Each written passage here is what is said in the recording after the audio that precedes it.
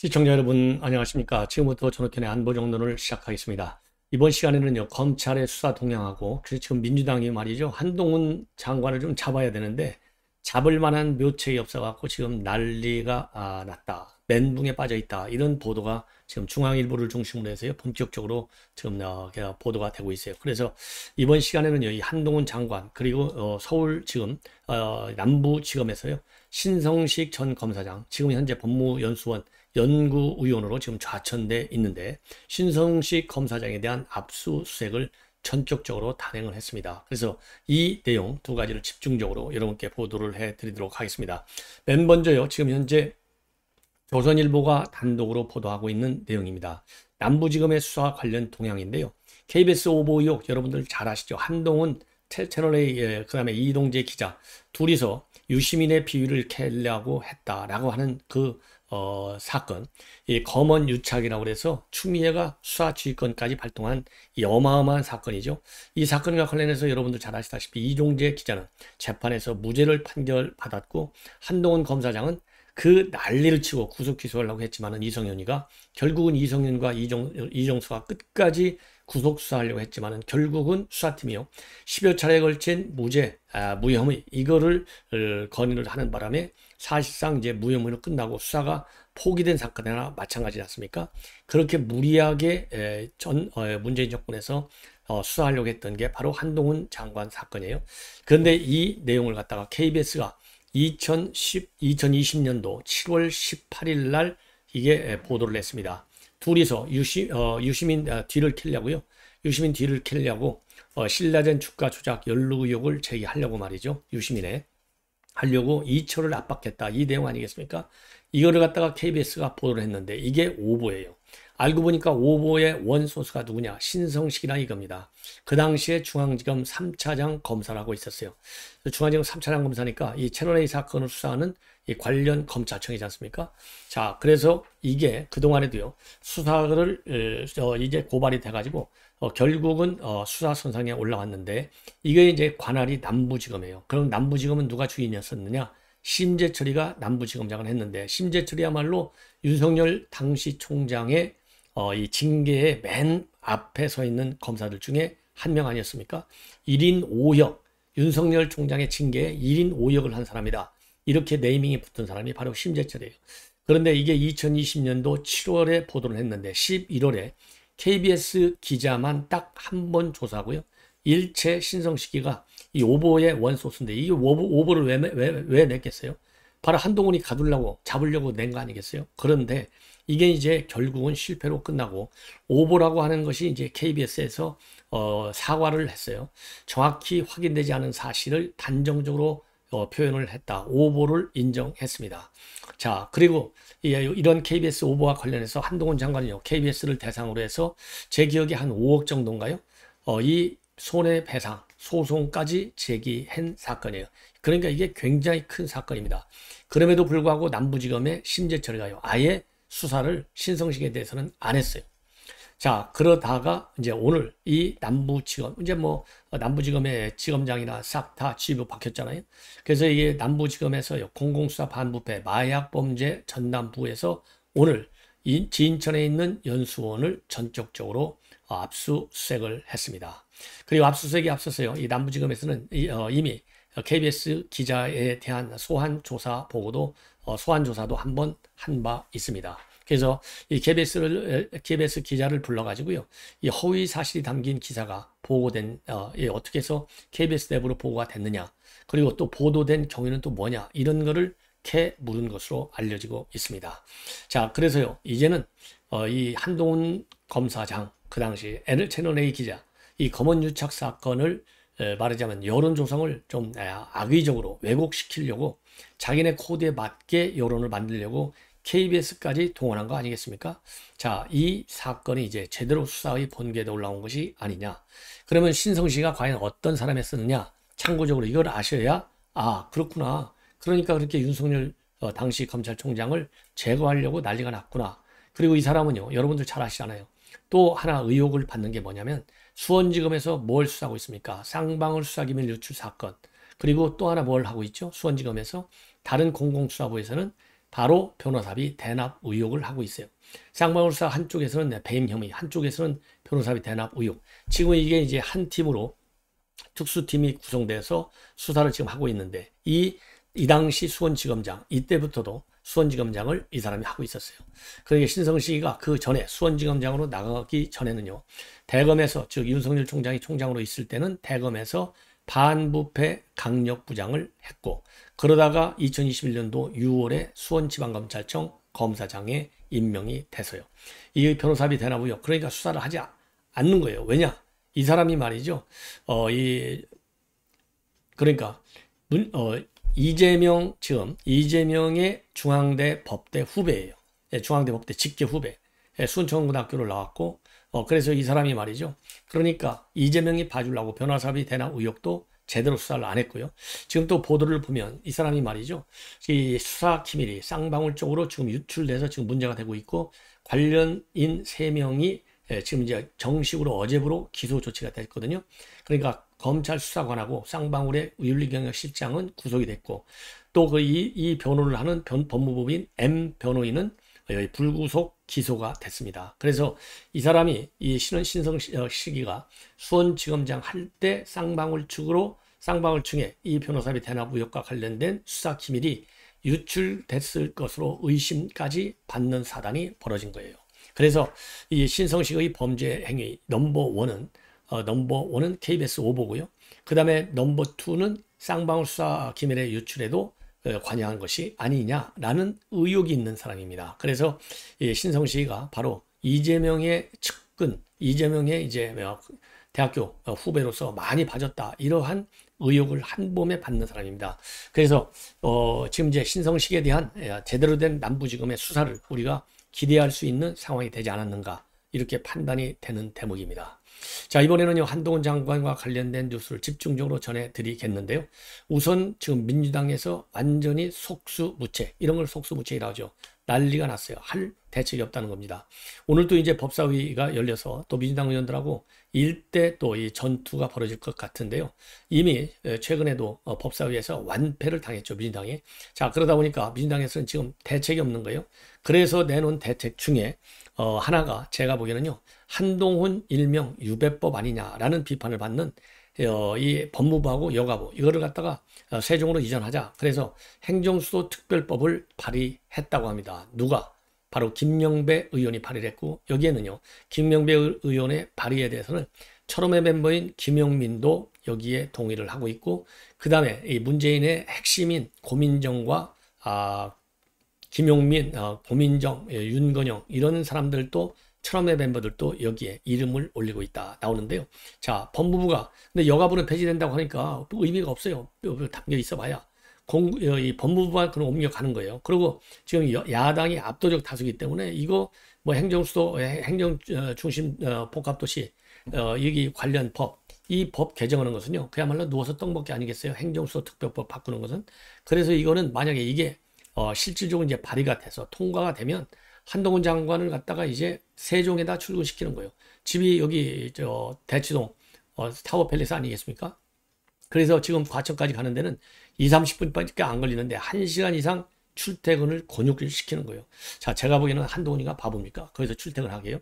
출퇴근할 수도 있겠지만은 반듯하게 거기다가 법무장관의 뭡니까? 그 관사 하나 딱 정하는 방법도 있고, 아니 막말로 해서 관사 정하고 뭐가 있어요. 당당하게 요즘 관사 없애는 추세가 크니까 아예 그러면은 그냥 조그마한 아파트 하나 전세 내서 있을 수도 있는 거 아니겠어요? 그래서 보란 듯이 이런 법까지 개정하면서 이 한동훈 장관을 속된 말로 좀 곤욕스럽게 하려고 하는 거, 여기에 당당히 대응을 하라. 그래서 핑계거리는요, 그럴듯하게 해요. 법무부가 하는 일이 뭐냐? 범죄 예방하고 인권 향상하는 거 아니냐? 그러려면 정부 부처하고 공공기관들하고 협조가 많이 필요하잖아. 그런데 세종시에는 그런 기관들이 많잖아. 그러니까 옮기는 것이 맞지. 이런 논리로 이제 법안을 지금 개정안을 내놨다, 이렇게 밝히고 있습니다. 그리고요, 또 하나, 이제 이렇게 이제 법안으로다가 지금 대책을 세우는 게 하나 있고요. 또 하나는요, 지금 중점적으로 바라는 것이, 지금 이제 여러 가지 꼼수가 지금 나오고 있는데요. 여러 가지 꼼수가 나오고 있는데, 그 중에 이 꼼수 한 4, 5가지 방법을 검토하고 있다고 합니다. 네다섯 가지를 검토하고 있어요. 그러니까 그만큼 묘책이 없다는 겁니다. 민주당이 지금 국회에서 윽박질러 봐야 게임이 안 되잖아요. 설전에서도 지지. 그러니까 뭐 무대책인 거예요. 무대책. 자, 그래서 지금 지금 민주당 안에서는 물론이고 국회 안에서도 지금 완전히 이 한동훈 장관을 어떻게 해서라도 좀 제압을 해야 되겠는데 대책이 없다 이겁니다. 예. 자, 그래서 지금 이제 비판의 내용들이 나오고 있는데요. 조금 전에 말씀드린 대로 김영배는 아예 이런 행정수도 특별법을 갖다가 뜯어 고치는 거. 그리고 이제 또 누굽니까? 또 일부에서는요. 한 장관의 국회 무시를 더 이상 못 가지 않겠다. 그러면서 화무 11홍이나 지금은 화무 11홍 이런 말을 갖다가 되새겨야 한다. 그리고 박홍근 같은 경우는 한동훈은 소통령인데 한동훈 장관을 겨냥해서요. 나는 소통령이다. 한마디도 지지 않겠다라고 외치는 듯한 이런 태도는요. 마치 미운 7살 같다. 이렇게 비판을 하고 있습니다. 자, 그래서요. 뭐 지난 법사위에서 모두하고 다 한번 붙었잖아요. 완전히 감정 싸움으로까지 넘어갔어요. 자, 그래서 지금 최고 문제가 뭐냐? 검수완박법을 막아야 되는데 이게 무대책이라는 겁니다. 자, 그래서요. 지금 이제 여러 가지 나오고 있는데 하나는요. 이 모법을 바꾸는 거예요. 모법. 즉, 이 검수완박법을 문장을 뜯어 고치는 겁니다. 거기 등으로 돼 있잖아요. 부패범죄와 경제범죄 등으로 돼 있는 건데 이 등 때문에 사단이 난 거잖아요.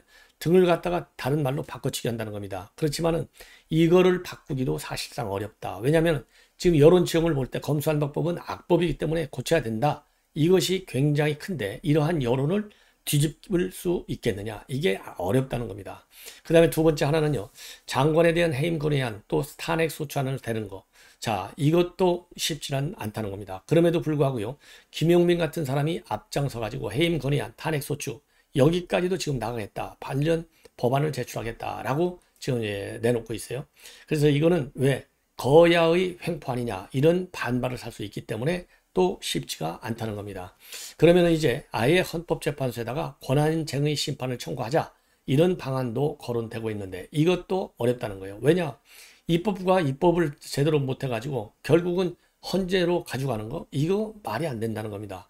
입법 기능을 스스로 무시하는 모순적 상황이 발생된다는 것이죠. 그래서 국회가 모법의 대못을 받는 식으로 충분히 입법을 통해서 시행령 충돌을 해결할 수 있는데 구태여 행정부가 입법권을 심행했다는 권한쟁의 심판을 제기할 경우 실익이 별로 없다. 이러한 지금 이 난감한 상황에 지금 처해 있다는 겁니다. 자, 그래서 지금 이제 욕하는 거, 법사위에서 욕하는 거, 감정 싸움하는 거, 이 외에는 별다른 묘책이 없다. 여기에 지금 부글부글 끓고 있다는 것이죠. 이 검수 원폭을 막을 수 있는. 예. 자, 그러다 보니까요. 지금 이제 그 중에 지금 이제 장경태 의원이 드디어 국회법 개정안을 발의를 했어요. 오늘 독재를 떠오하는 윤석열 정부의 시행령 통치를 막기 위한 방안이다. 그래서 꼼수 시행령 통제법을 발의한다라고 밝혔습니다. 뭐냐면은 이제 법무부가요. 인사정보관리단을 신설한 거. 이거야말로 검찰공화국과 검찰 제국을 건설하겠다고 하는 초법적이고 월권적 시행령 통치다. 그리고 8월 2일 날 행안부의 경찰국 직제를 신설한 거. 이것도 이제 시행령으로 하는 거잖아요. 그래서 정부조직법, 경찰법, 경찰공무원법을 위배하는 것인데 경찰 독립의 역사를 무시하고 국민의 경찰이 아닌 독재정권 시절의 경찰로 되돌리겠다는 건데 이거 용납할 수 없다. 그리고 8월 11일 법무부가 검찰청법 시행령을 입법 예고했는데 조금 전에 말씀한 대신 검수원복법 이거 헌법을 무시하는 독재적 역사의 회귀를 막기 위해서 이러한 꼼수 시행령은 통제해야 되겠다. 반드시 막아나겠다. 이러한 입장을 내놨어요. 그래서 이 장경태 의원이 발의한 개정안을 보면요. 위법 시행령 발의권, 시행령 수정 및 변경 요청권, 그 다음에 시행령 효력 정지권, 시행령 공포 유보권, 시행령 효력 창설권을 신설하는 내용을 골자로 하고 있습니다. 자, 이렇게 해서 지금 이제 민주당에서요. 온갖 이 방법이란 방법은 전부 다 동원하는데요. 이게 쉽지가 않다는 겁니다. 그리고 탄핵이나 해임 건의 이것은요. 주로 이제 한 장관의 법사위에서의 답변 태도 이런 거를 가지고 이건 예의에 맞지 않는다. 또 회의 규칙조차도 또 지키려고 하지 않는다. 그래서 이거는 해임 건의 갖고는 안 되고 탄핵까지 가는 것 아니냐. 예. 왜 그러느냐. 시행령 개정이라고 하는 것은 법률 위반이 분명히 존재하는 것이기 때문에 탄핵 이유가 충분하다는 것이죠. 이것이 바로 이 김용민이의 논리적 주장인데 전혀 저는 논리가 없고 감성적 맥락에서 이어지고 있는 탄핵안이 아니냐 이런 판단이 듭니다. 자, 이번에는요 이렇게 해서 지금 민주당이 쩔쩔 매고 있는 상황을 말씀을 드렸고요. 자, 그 다음에는요 이 한동훈 장관과 관련해서 오늘이 취임 100일이라고 합니다.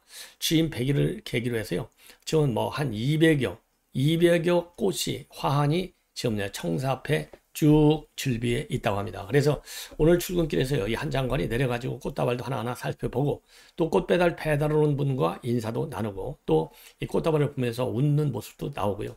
이 화환에 이 많은 또 격려, 축하의 글들이 담겨져 있는데요. 검수원복해 주셔서 감사합니다. 대한민국과 장관님의 100일은 대한민국 국민의 자부심이었습니다. 용기와 헌신 감사합니다. 이런 메시지가 적혀 있고요. 또 어떤 일을 달성하기로 결심을 했으면 어떤 지겨움과 혐오감도 불사하고 완수하라. 고단한 일을 해낸 데서 오는 자신감은 실로 엄청나다. 싸우지 않고 적이 스스로 항복하는 것이 최고의 승리다. 싸우지 않고 이기는 것이 최선이다. 이러한 꽃다발도 있다고 합니다. 그리고 온라인 선상에서도요, 이 지지자들의 응원이 이어지고 있는데요. 이제 나라가 정상으로 돌아가는 것 같다. 지지하고 응원한다. 국민을 위해 맨 앞에서 맞서 싸워서 항상 고맙다. 앞으로도 잘 부탁드린다. 이러한 이 격려의 글이 쫙 깔려 있다고 그래요. 자, 이렇게 해서 이제 꽃다발 얘기까지 했고요. 또 하나 이제 꽃다발하고 정반대인데 경찰청이요, 법무부의 이번 시행령 개정안 검수원복 시행령과 관련해서 입장을 밝혔는데 당연히 예상한 대로 법에서 삭제된, 즉 모법에서 삭제된 범죄를 갖다가 시행령 하위법인 시행령으로 다시 포함하는 것은 상위법과 충돌한다. 무효다. 강력히 반대하는 입장문을 내놓은 겁니다. 자, 그래서요 경찰청의 의견을 압축해서 말씀을 드리면 우선요 법무부가 이 개정된 검찰법은 조문에 포함된 이 등자를 포괄적으로 해석한 건 이건 잘못됐다. 왜? 등의 문헌적 의미를 지나치게 자의적으로 왜곡했는데 왜 그러냐?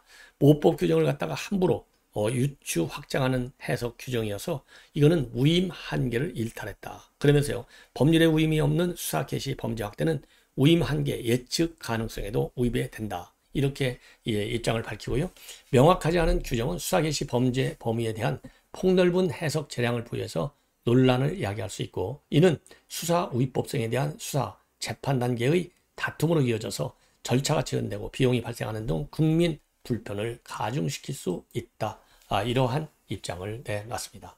이제 마지막으로요. 박지원 핸드폰 결국은 포렌식 절차에 착수를 했습니다. 자, 그래서요, 오늘 이제 포렌식 작업을 하고 있는데 수동기 변호사가 입회를 하고 있다고 합니다. 그리고 지난번에 16일 날 자택 압수수색할 때요, 수첩 5건하고 휴대전화를 확보했어요.